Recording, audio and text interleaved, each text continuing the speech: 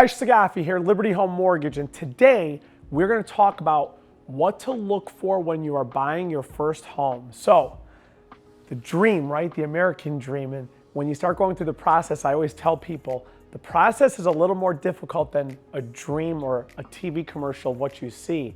But at the end of the day, the biggest thing is it's a great experience. The best part is when you close and the keys are yours and now the house comes in. Getting to that point is a little more difficult. So what to look for is what we're going to be talking about today. But before we do, I want you to subscribe to my YouTube video. I need you to like it and put all of your comments out there. So if you have questions as we go, ask the questions. I always respond to every single comment. But let's start with this one. When you're looking for your first home, the first thing you want to look at, and everybody has their different opinion, and I highly recommend real estate agents, by the way, because they are the professionals, the local people who know the market. It's just the truth, okay? But it starts with this. Location, location, location. Number one, when you are looking for a home, is to make sure the location fits your lifestyle. Where do you work at? Do you work far away? Do you work close? Are you near? Are you far? How's the access to the highways? How's the access to the gym, the grocery store, schools, certain things of that nature? Location, location, location. You have to make sure it fits with your lifestyle. What do you like doing? I mean, if you're a hermit, then by all means.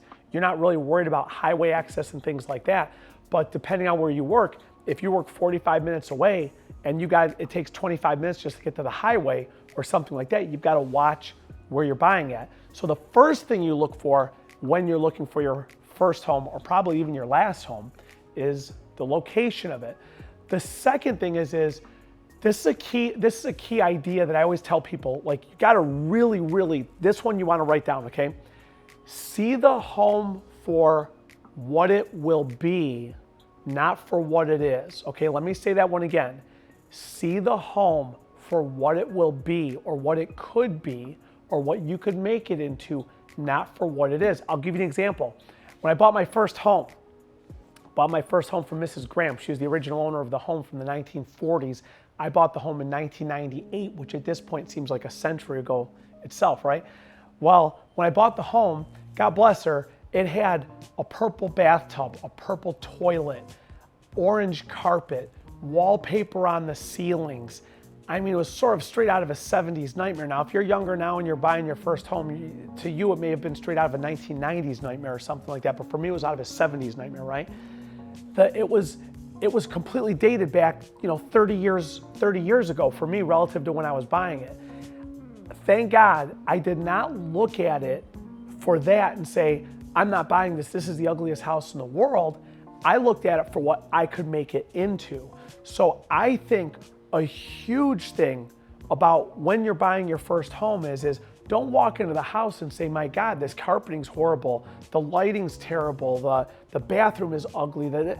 Listen, it's what it's going to be. What are you going to turn it into? I could walk you into new construction, literally, and this is the truth. I could walk you into new construction and you as an individual would say, I don't like the color of the tile. I don't like the paint on the walls. Everybody's got some different feel for what they like that personalizes the home to them. So don't walk into a house and don't look at it for what it is. Look at it for what it could be, okay? So we start off with location, location, location. We go into look at the home for what it could be, not for what it is.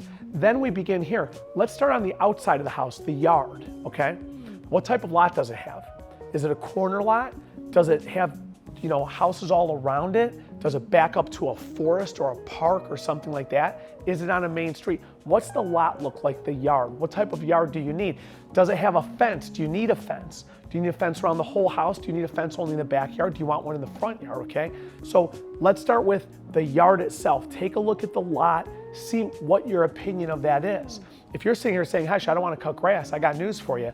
You don't want to buy something with a gigantic lot, okay? But if you say, hey, cutting grass eases my mind after a long day of work, you probably want a bigger yard, okay? So take a look at the yard for the first of where you start. And then from the yard, we basically start at the outside and work our way in. Let's start with the garage. The first structure you're gonna probably see, right?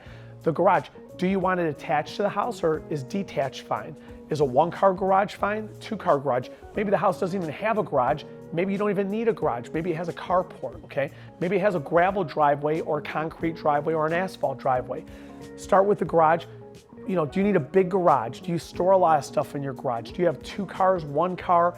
Do you have 1 car and you're going to expand the family? So you're going to have a second car in there. So take a look at the garage. It's not a major item, but you'd be surprised at the stuff that you're going to want to put in the storage. And the next thing you know, if it has a small garage, you don't have enough space to put stuff in there. So you do want to pay attention to the garage. The next part we go into, of course, and this is a big thing that a lot of agents will say sells a lot of houses. Look at the kitchen and the bathroom. If you really think about it, where do you spend your most time in your house? You probably spend your most time kitchens, bedrooms, bathrooms, with a high probability. The family room too, but ultimately kitchens and bathrooms are important. It's a big deal. And by the way, if you're selling your house, pay attention to those rooms and make sure they're presentable, because those a lot of times help sell the house a lot. So take a look at the kitchen, take a look at the bathroom. When you look at the kitchen, imagine yourself cooking in the kitchen. Is the kitchen so big that you're sitting here saying there's just too much space, too much cabinet space, I don't need that much, you can't get access to certain things that you might want access to? Or is the kitchen so small that you could barely fit 2 people in it, and you're the person who spends their whole day cooking in the kitchen, and you're sitting here saying that there's not enough space for me to cook, okay? When you walk into the bathroom, how is the bathroom? Where's the toilet, the tub, the sink? Is it just 1 sink? Is it 2 sinks? Is there a lot of countertop space? Is there a lot of cabinet space? Where do you put your towels? Is there a closet in there? You want to look at that one. Speaking of closets, you want to take a look at closet space and attic space, okay? You don't think about this until you move into the house, but if you have a lot of clothes or something like that, or you need closet space, you'd be surprised. A lot of older homes don't really have that much closet space. So if you're the type of person that says, I need a ton of closet space, closets are something you want to look at. Attics, you want to look at the attic space. Why in the world would you look at the attic? Simple, storage, okay? Garages, attics, basements, places like that, you got to store your stuff. Now, if you're living in a 1-bedroom, 1-bathroom apartment right now, you're sitting here saying, Hesh, I don't have a lot of stuff.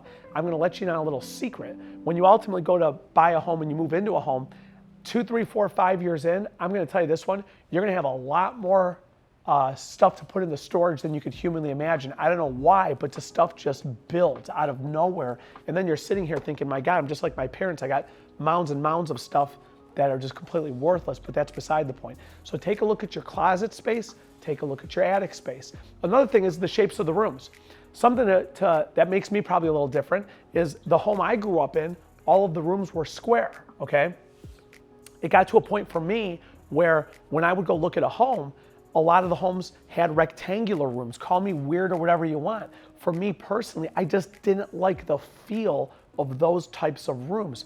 I liked square rooms. They were somewhat maybe smaller a little bit, but I didn't like the rectangular rooms. So I could literally look at a house, just the print of a house, and look at the measurements of the rooms, and I can tell whether or not that kind of fit what I was looking for. So you want to look at the shapes of the rooms. Another thing you want to do, now this moves more into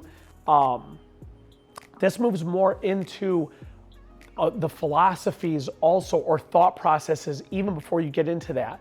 Something else you want to do when you're looking for your first home is you want to make sure you qualify to buy, okay? So you want to make sure that you're qualified. You don't want to go look at homes. I know a lot of real estate agents will call it wheel estate, right? Where somebody who just drives all over the creation looking at houses, but at the end of the day, they can't qualify to get financed. So really the first step in the process, probably even before you go start looking at homes and you start getting all of your hopes up and you're putting it on Facebook and social media and all this other stuff, is to make sure you qualify, okay?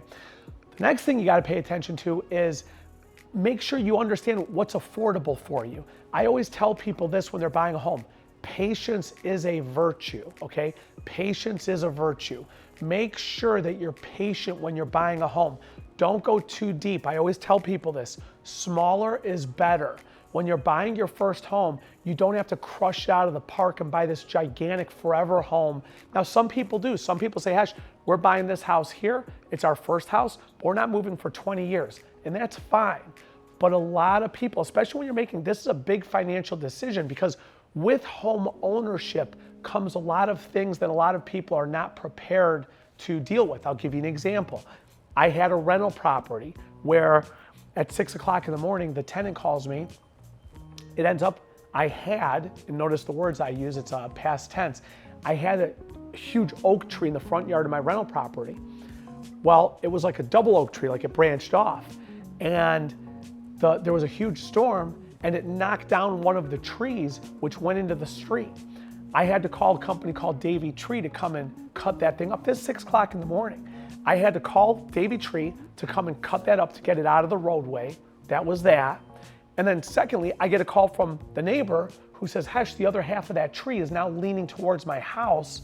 That thing might fall on my house. So then I had to have Davey Tree, while they're out there cutting that one down, cut down the other part of the tree. That was $1,700.